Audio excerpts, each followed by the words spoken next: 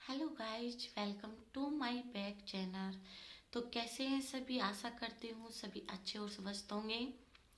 तो आज मैं जो बात करने जा रही हूँ वो अपनी मैं दिल्ली पुलिस की जर्नी के बारे में बात करने जा रही हूँ।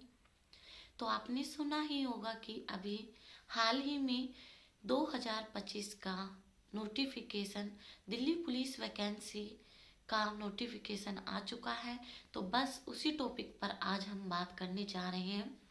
तो आपको हम सबसे पहले बता दें कि अगर जो भी इस 2025 में सिलेक्शन लेना चाहता है, जिसको 100% सिलेक्शन चाहिए, तो वो जो आज हम अपनी वीडियो में कुछ ऐसी टिप्स आपको बताएंगे जो कि आपको 100% सिलेक्शन लेने में सपोर्ट करेगी। तो देखिए, बनी रही वीडियो के लास्ट तक और पूरी टिप्स की जानकारी लेकर ही जाए और पूरी वीडियो देखें। तो अभी तक जिसने वीडियो को लाइक नहीं किया है, वीडियो को लाइक कीजिए और जो भी चैनल पर न्यू मेंबर हो वो चैनल को सब्सक्राइब कर लीजिए। आज थोड़े कोल्ड हुआ है इसलिए थोड़ा वॉइस में थोड़ी मोटी वॉइस आएगी। तो आशा करती हूँ सभी आप समझ रहे होंगे जो भी मैं समझाने की कोशिश करूँगी, क्योंकि आज मैं आपको वे खास टिप्स बताने जा रही हूँ जो कि आपको सिलेक्शन लेने में आपको सपोर्ट करेगी। तो सबसे पहले मैं बताती हूँ आपको अपने बारे में कि मैं यहाँ तक कैसे पहुँची और मैंने कहाँ से तैयारी की, कौन सा सब्जेक्ट मैंने अपना स्ट्रॉन्ग बनाया और किस बुक से मैंने तैयारी की और किन परिस्थितियों का सामना करते हुए मैं यहाँ तक पहुँची। ये तो आप जानते होंगे कि भाई गांव में तैयारी करने में थोड़ी परेशानियाँ आती है सभी के साथ। और मैं भी बता दूँ आपको अपने बारे में, सबसे पहले मैं भी बिलोंग करती हूँ, एक विलेज से ही बिलोंग करती हूँ जहाँ से मैंने तैयारी शुरू की है। तो हमारे पास में वहाँ एक सिटी है खतौली के नाम से, वहाँ से मैंने कोचिंग सेंटर से अपनी स्टडीज की थी। पर वही गांव से वहां तक पहुंचने में बहुत ही परिस्थितियों का सामना करना पड़ता था। बहुत सारी प्रॉब्लम सामने आती थी जिनको फेस करना पड़ता था। पर एक जुनून था ऐसा, एक जुनून था ऐसा कि वर्दी पाने का, जिस भी बड़ी से बड़ी समस्याएं भी छोटी लगती थी, क्योंकि एक जुनून था जॉब पाने का, एक जुनून था ये वर्दी सजाने का, इसलिए वे सब समस्याएं भी छोटी लगती थी। क्योंकि मैंने अपने अंदर एक बात बैठा ली थी कि मुझे सिलेक्शन लेना ही है, बस यही सोचकर मैंने तैयारी की थी। और मैं आपको बता दूं, ये मेरा थर्ड एग्जाम था जो कि क्लियर हुआ था।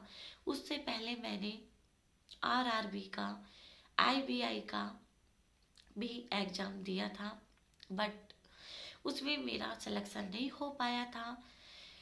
एसएससी सीआरपीएफ का मेरा फिजिकल भी हो गया था, बट मैं रिटर्न में रह चुकी थी। उसके बाद मैंने ये दिल्ली पुलिस का एग्ज़ाम दिया था।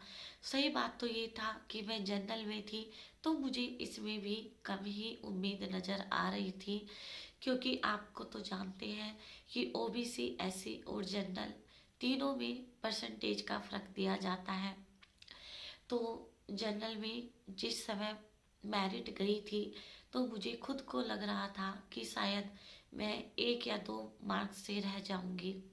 पर जिस समय मुझे पता चला कि मेरा नंबर आ चुका है, तो भाई पूछो मत, वो खुशी कैसी महसूस होती है, वो समय कैसा फील होता है। तो वो बहुत अच्छा समय होता है, बहुत अच्छा फील होता है।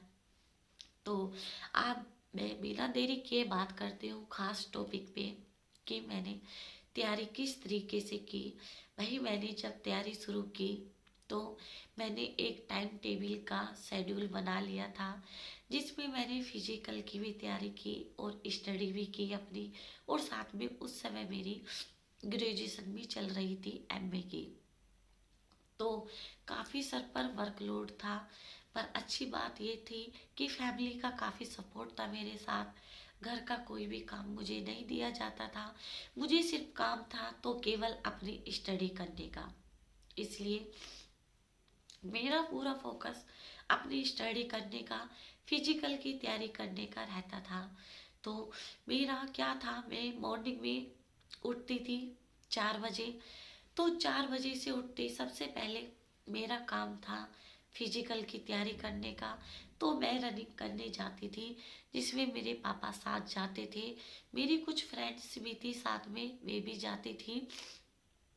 तो भाई मेरी फिजिकल की तैयारी में मेरे पापा का काफ़ी सपोर्ट रहा था। मेरे पापा बायोलॉजी से इंटर की हुई थी, उन्हें काफ़ी एक्सपीरियंस था उन सब चीज़ों का। वे मुझे रनिंग करने का तरीका, ऊंची कूद, लॉन्ग जंप वगैरह सब मेरी कराते थे। तो मुझे, मैं ये भी कहूँगी कि इस कामयाबी के पीछे मेरी मेहनत के अलावा मेरी फैमिली का भी सपोर्ट काफ़ी रहा था।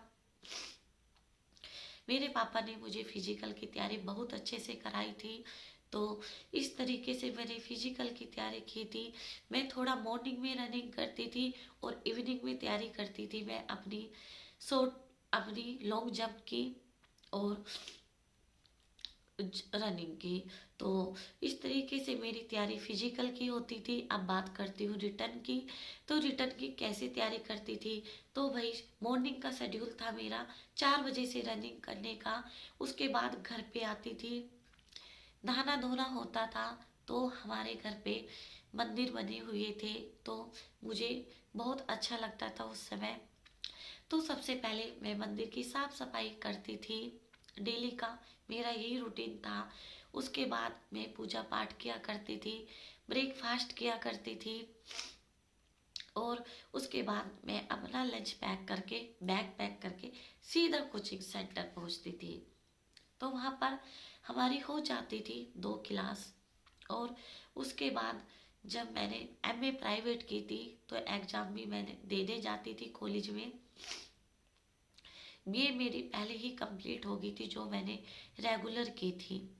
बट दिल्ली पुलिस में सिलेक्शन मेरा 12th से हुआ था, क्योंकि 12th के ही डॉक्यूमेंट्स मेरे अब तक लगे हैं। आज तक मेरी डिग्रियां ऐसे ही रखी है। तो उसके बाद 5 बजे तक मेरी क्लासें चलती थी कोचिंग की। उसके बाद हम लोग घर आते थे। घर आने में और जाने में समय लगता था, क्योंकि हमारा गांव उस सिटी से दूर था। कम से कम 10 किलोमीटर की दूरी पर था। उसमें 1 किलोमीटर तो हमें बस स्टॉप तक जाना होता था पैदल, और उसके बाद हमें बस से, बाय बस पहुंचना होता था कोचिंग सेंटर। तो भाई आप सभी जानते होंगे कि आसपास के काफ़ी गांव थे, जिसके काफ़ी स्टूडेंट उन्हीं बस से वहाँ तक जाते थे, सिटी तक। तो उस बस में सीट मिलना भी काफ़ी हार्ड था। तो किस तरीके से वहाँ तक हम पहुँच पाते थे, काफ़ी डिफ़िकल्ट रहता था। वहाँ तक पहुँचने में काफ़ी प्रॉब्लम का फेस करना पड़ता था। तो हम लोग पहुँच जाते थे, मेरे साथ में कुछ फ्रेंड भी जाती थी। तो ये हम आ जाते थे शाम के 5 बजे तक। उसके बाद खाना खाकर फिर स्टडी करने के लिए बैठ जाते थे। मैं नाइट में कम समय पढ़ती थी, क्योंकि मेरे पापा हमेशा बोलते थे कि नाइट का पढ़ा हुआ ज़्यादा याद नहीं रहता, ज़्यादा दिमाग में नहीं भरता। तो इसलिए मैं नाइट में 10 बजे तक मेरा लास्ट होता था स्टडी का। मॉर्निंग में मैं जल्दी उठती थी 3 या 4 बजे, उसमें मैं स्टडी अपनी करती थी। मेरे पापा बोलते थे हमेशा कि मॉर्निंग का पढ़ा हुआ हमेशा याद रहता है, दिमाग में रुका हुआ रहता है। तो आप भी कोशिश करना, जब भी आप स्टडी का टाइम टेबल बना रहे हो, जब भी टाइम शेड्यूल बना रहे हो, तो मॉर्निंग का ज़्यादा से ज़्यादा ध्यान देना कि आपका समय मॉर्निंग में ज़्यादा हो स्टडी करने का। सबसे पहली टिप्स अब मैं बताती हूँ आपको, ये कि कौन से सब्जेक्ट को आपको स्ट्रोंग बनाना है। तो सबसे पहले मैं आपको बता दूं, कहने को तो जीके, रीजनिंग, मैथ, कंप्यूटर सारे ही स्ट्रोंग बनाने हैं। फोकस आपको सारे ही सब्जेक्ट पर देने हैं, पर सबसे ज़्यादा आप जीके पर ध्यान देना। क्योंकि भाई जीके एक ऐसी चीज़ है, जीके आप जितना रटते जाओगे, जितना याद करते जाओगे, इतना ही आप पीछे का भूलते जाओगे। आपका मैथ है, मैथ में जितना रिवीजन करोगे इतना ही आपका माइंड बढ़ता चला जाएगा। इतना ही आपका मैथ स्ट्रोंग होगा। और जितना आप रीजनिंग को रिवीजन करते जाओगे इतना ही आपका रीजनिंग स्ट्रोंग होगा। और ये हमारी जीके की बात रही। जीके आप जितना रिवीजन करोगे, जितना पढ़ता जाओगे, इतनी आप पीछे के भूलते जाओगे। तो ध्यान रखना, जीके पर आप ज़्यादा से ज़्यादा फोकस देना। और बुक की बात रही, लूसेंट जो हमारी बुक होती है, उससे अलावा जीके बाहर कभी नहीं जाती। कोई भी एग्जाम उठा लो आप, उसमें आपके जीके को क्वेश्चन आपको लूसेंट के रखे हुए मिलेंगे। ध्यान रखना, अगर आप जीके की तैयारी कर रहे हैं तो इस बुक को पढ़ना बिल्कुल भी ना भूलें। एक एक वर्ड आपको इसका पढ़ना है और हमेशा याद रखना है। एक ऐसी ट्रिक आपको जीके की बनानी है, हर तरीके की। जैसे ये बाबर का युद्ध है, मतलब हिस्ट्री को लेकर चलते हैं हम। हिस्ट्री मेरी सबसे स्ट्रोंग रही है। क्यों रही है? क्योंकि मैंने हमेशा हिस्ट्री को एक ट्रिक बनाकर याद किया था। हमेशा मैं हिस्ट्री को एक ट्रिक बना के याद रखती थी, एक पहेली बनाकर याद करती थी, जिससे कि मेरा हमेशा हिस्ट्री काफ़ी स्ट्रोंग रहा, जीके काफ़ी स्ट्रोंग रही। तो आप भी अगर जीके स्ट्रोंग करना चाहते हो तो हर चीज़ को एक पहेली, एक ट्रिक बनाकर ही याद करें। वो आपके दिमाग से कभी नहीं निकलेगा, आपके दिमाग में हमेशा वो बैठा रहेगा। मैं गारंटी लेती हूँ, अगर आप ट्रिक बना के जीके याद करते हो, पहेली बनाकर जीके याद करते हो, तो आपके जीके कभी दिमाग से आउट नहीं होगी। इस चीज़ को हमेशा ध्यान रखना। तो जीके में जितना आप रट्टा मारोगे इतना ही आपका जीके वीक होगा। और रही आपकी करंट की बात, करंट आपको देखो, ये तो अभी नोटिफिकेशन जारी हुआ है, तो एग्ज़ाम भी 2025 में ही होगा, चाहे वो लास्ट मंथ में हो या मिडल में हो। पर ध्यान रखना, आपको अपनी करंट पूरे साल की ही तैयार करनी है। करंट को आपको डेली अपने जो भी पत्रिका आती है वीक की, उससे आपको बिल्कुल एक टारगेट आता है, उन चीज़ों से आपको तैयारी करनी है। आपको करंट का एक एक पॉइंट याद करना है। उसके लिए आपको डीएलएस न्यूज सुनना है। और डेली की आपको अपडेट, न्यूज़पेपर का भी आप सपोर्ट ले सकते हो। न्यूज़पेपर से भी हमारी करंट अच्छे से तैयारी हो जाती है। तो इनके साथ साथ आप रीजनिंग और मैथ और कंप्यूटर पे भी ज़्यादा से ज़्यादा ध्यान देना। और अब बात करते हैं हम आगे की। तो ध्यान रखना, आप जिस भी सेंटर में तैयारी करते हैं, अगर आप सोचते हैं कि हम ऑनलाइन घर बैठे तैयारी कर लेंगे, तो वो आपसे नहीं होगी। क्योंकि भाई, जो ऑफलाइन, जो विद प्रैक्टिकल, विद टेस्ट के साथ हम लोग तैयारी करते हैं, वो चीज़ हम इस तरीके से ऑनलाइन घर पर बैठकर तैयारी नहीं कर सकते।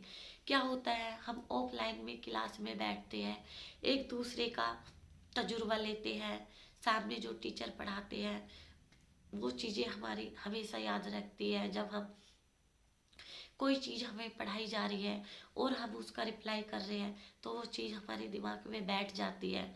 और जब हम ऑनलाइन क्लास ले रहे हैं तो उससे आपका अनुभव ज़्यादा नहीं बढ़ पाएगा। तो ध्यान रखना, अगर आप 2025 में सिलेक्शन लेना चाहते हो तो ये टिप्स ज़रूर अपनाना। आपको ये टिप्स काफ़ी सपोर्ट करेगी।